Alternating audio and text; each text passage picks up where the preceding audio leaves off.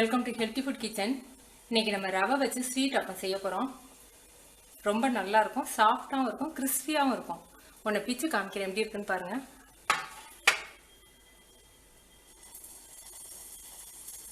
ரொம்ப சாஃப்டாக நல்லா இருக்கு. எப்படி செய்யறதுன்னு பார்க்கலாம். ரவை வந்து 200 கிராம், 1 கப் எடுத்திருக்கேன். தேங்காய் பூ 1/2 கப்பு, ஒரு 5 டேபிள் ஸ்பூன் வர மாதிரி எடுத்துக்கோங்க. நான் வந்து நாட்டு சர்க்கரை எடுத்திருக்கேன். நீங்கள் வெள்ளைப்பாகு எடுத்துக்கினாலும் சரி, கருப்பட்டி பாகும் நல்லாயிருக்கும். இல்லை வேண்டாம் அப்படின்னா சுகர் எடுத்துக்கலாம். பால் வந்து 3/4 கப்பு. தயிர் வந்து ஒரு 4 டேபிள் ஸ்பூன் எடுத்திருக்கேன். இது வந்து சோடா உப்பு, கொஞ்சம் சோடா உப்பு போடாட்டி பணியாரம் வந்து கொஞ்சம் ஹார்டாக இருக்கும், வலுத்தாப்பில் இருக்கும், ஹார்டாக இருக்கும், நல்லா இருக்காது. அதனால் கொஞ்சம் சோடா உப்பு போடணும்.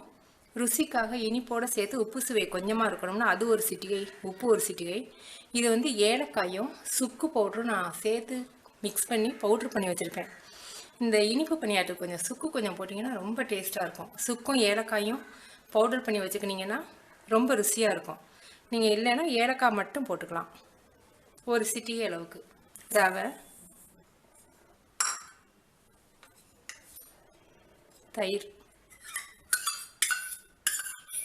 உப்பு, சமையல் சோடா, ஏலக்காய் பவுடர்.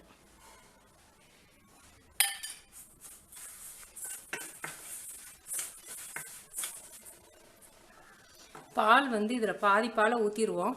மிச்ச பால் வந்து அந்த சர்க்கரையோட, நாட்டு சர்க்கரையோட கலந்து சேர்க்கணும். காய்ச்சின பால்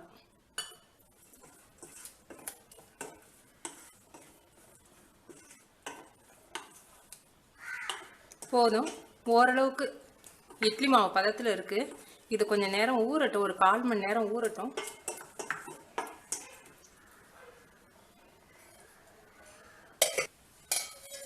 கால் மணி நேரம் ஆயிடுச்சு, நல்ல கெட்டி ஆயிடுச்சு. இப்போ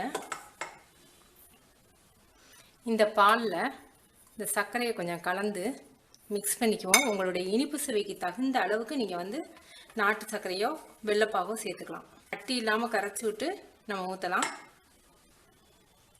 நாட்டு சர்க்கரை சேர்க்கும்போது ரொம்ப வாசமாக நல்லா இருக்கும்.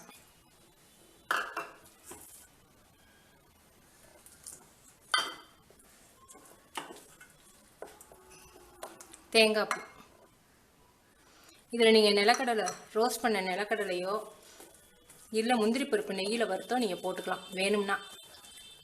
மாவு ரெடி ஆயிடுச்சு, நம்ம இப்போ ஊற்றலாம். ஆயில் ஊற்றிருக்கேன்.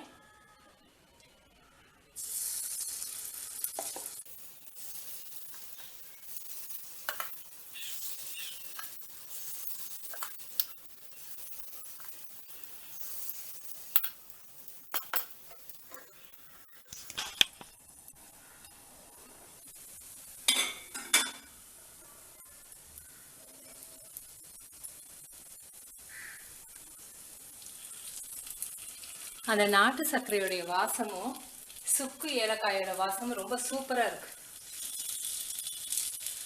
இது எல்லாத்தையும் திருப்பி விட்டுருவோம்.